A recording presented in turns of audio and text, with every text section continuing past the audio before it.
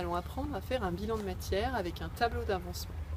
Donc il est intéressant de prévoir quelle quantité de produits on peut fabriquer au cours d'une transformation chimique. Ce sera l'objet de la vidéo.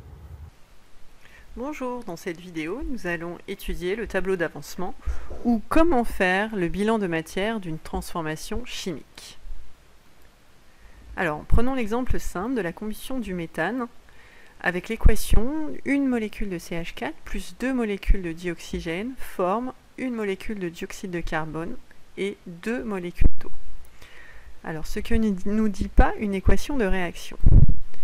La seule lecture d'une équation de réaction ne permet pas de connaître les quantités de matière des substances apportées et non plus celles des substances à l'état final. Pour ça, on va introduire la notion d'avancement. Alors l'avancement, en fait, l'état du système chimique évolue au cours de la transformation. Pour décrire cet état en cours de transformation, on utilise l'avancement X qui s'exprime en mol.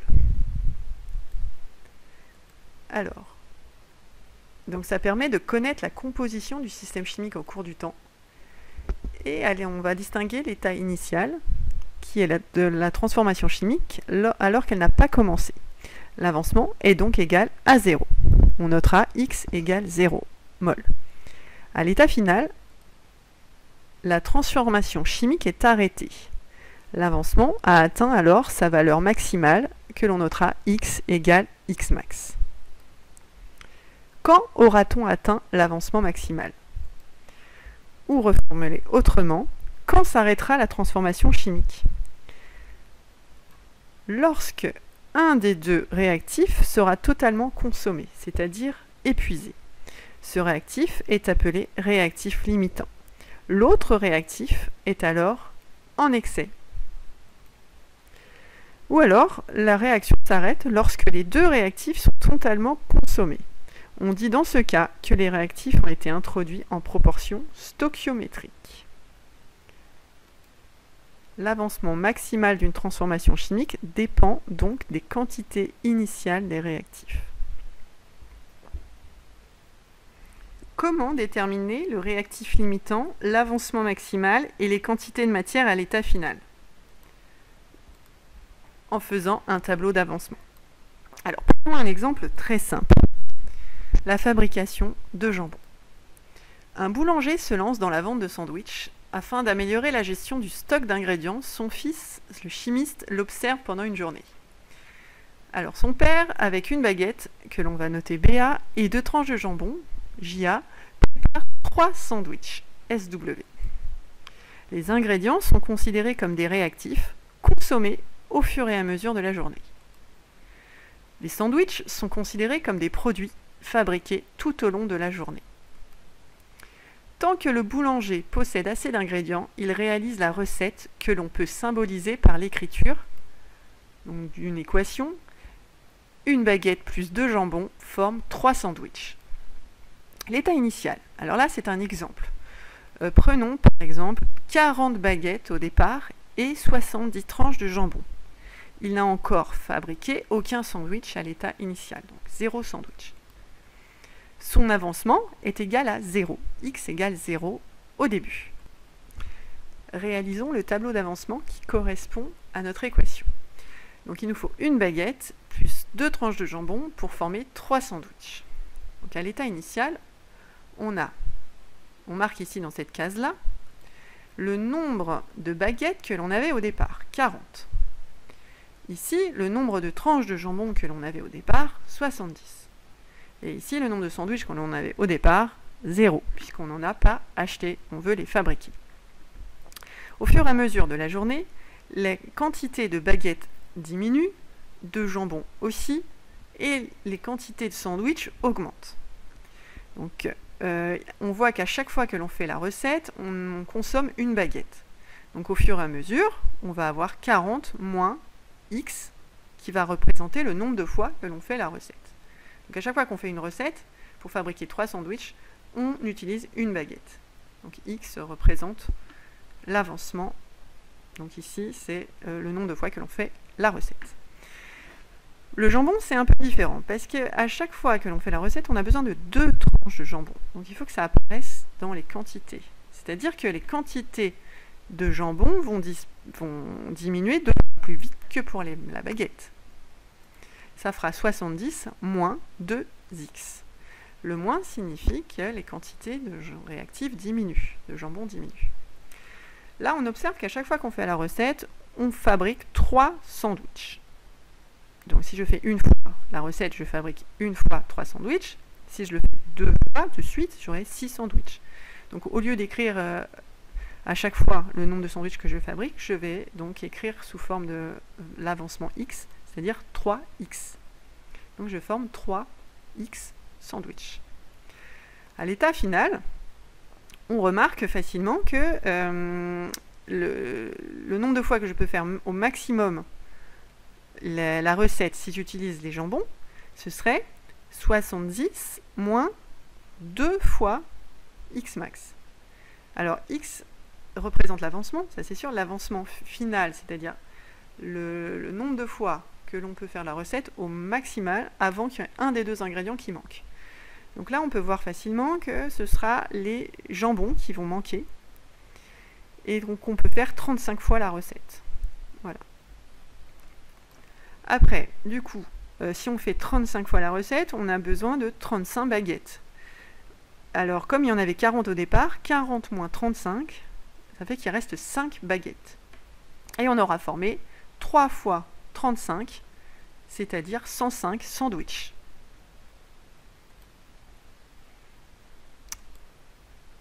Le réactif limitant, c'est le réactif qui arrête la réaction. Donc celui qui s'arrête le premier, c'est qui est consommé à l'état final, le premier qui arrive à 0, c'est le jambon. Donc on dit que c'est le réactif limitant. Et le réactif qui reste, c'est le réactif en excès, c'est la baguette. Alors maintenant, reprenons notre exemple chimique. Donc le tableau se remplit avec des quantités de matière en mol. Donc il faut écrire ici, dans les cases, que des quantités de matière en mol. Donc prenons un exemple arbitraire, donc on a 2 mols de CH4 et 3 mols de O2. Donc on remplit le tableau comme ceci, 2 mols à l'état initial de CH4, donc la colonne des CH4 c'est celle-ci, les quantités de matière à l'état initial c'est cette ligne-là. Donc 2 mols de CH4, je mets le 2 ici. Je mets le 3 mols, puisque j'ai mis 3 mols de O2, dans la colonne des O2 et dans la ligne état initial. On n'a pas mis de CO2, on n'a pas mis d'eau à l'état initial. En cours de transformation, donc on prend la quantité de matière initiale de CH4 et elle diminue au cours du temps à raison de 1 molécule à la fois. Donc ça fera 2 moins X. Ici, le dioxygène c'est différent, on a besoin de 2 molécules à la fois pour fabriquer l'équation. Donc ça fera 3 moins 2X. Donc le 2 du coefficient stoichiométrique apparaît ici, devant le X. Il se forme une seule molécule de CO2, donc il se forme X mol de CO2. Il se forme 2 molécules d'eau à chaque fois, donc on va écrire 2 fois X de mol de H2O en cours de transformation. À l'état final, on remplace X par X max, qui représente la quantité maximale en mol de l'avancement. Ici, on remplace X par X max, ça fait 3 moins 2X max. Il se forme X max, quantité maximum de CO2, et 2 fois X max pour la quantité de matière formée de H2O à l'état final. Ah, mais comment déterminer la valeur de X max? Eh bien, on fait 2 hypothèses, puis on sélectionne celle qui est la bonne. Première hypothèse, si CH4 est le réactif limitant, alors il est totalement consommé à la fin. On aura 0 mol à l'état final. Donc ça veut dire qu'il faut résoudre l'équation 2 moins X max égale 0.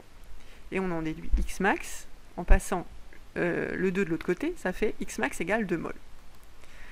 On fait l'hypothèse numéro 2 qui est la suivante. C'est O2, l'autre réactif, qui serait le réactif limitant. Alors, il serait totalement consommé, donc son équation serait 3 moins 2X max égale 0. 3 moins 2X max, c'est sa quantité à l'état final. Donc ça, si je mets le 3 et le 2 de l'autre côté, ça fait X max égale 3,5, soit 1,5 mol. Maintenant, pour choisir lequel des deux Xmax on garde, on va garder le plus petit avancement maximal, c'est-à-dire 1,5. Donc c'est l'hypothèse 2 qui est la bonne, et le réactif limitant est donc le dioxygène O2, et l'avancement maximal est égal à 1,5 mol. Après, on calcule les quantités de matière à l'état final, c'est-à-dire qu'on remplace dans la dernière ligne, chaque fois que l'on voit X, on remplace Xmax par 1,5 mol. Donc la quantité de matière de CH4, ça fera 0,5 mol. La quantité de matière de O2, puisque c'est le réactif limitant, ça fera 0 mol. La quantité de matière de CO2, ça donnera 1,5 mol. Et H2O, 3 mol. On remplit donc la dernière ligne du tableau en remplaçant Xmax par 1,5 mol. Donc ici, pour CH4, ça fera 2 moins Xmax, c'est-à-dire 2 moins 1,5, ce qui fait bien 0,5 mol. Pour O2, on remplace Xmax par 1,5, ça qui fait 3 moins 2 fois 1,5, ce qui fait bien 0 mol. Donc vous devez forcément avoir un des deux réactifs à la fin qui a une quantité de matière nulle. Il se forme Xmax mol de CO2, c'est-à-dire 1,5 mol, et 2 Xmax mol de H2O, c'est-à-dire 2 fois 1,5, 3,5 mol. Donc les quantités de matière à l'état final, donc je le répète, 0,5 mol de CH4, 0 mol de O2, et 1,5 mol de CO2, et 3 mol de H2O. Donc à retenir, la première ligne, état initial du tableau, doit répondre à la question suivante. En quelle quantité les substances mises en jeu sont-elles apportées? La ligne en cours de transformation du tableau indique les quantités effectives des substances mises en jeu quand l'avancement vaut X. La ligne état final du tableau indique les quantités restantes des substances mises en jeu lorsque la transformation chimique est terminée.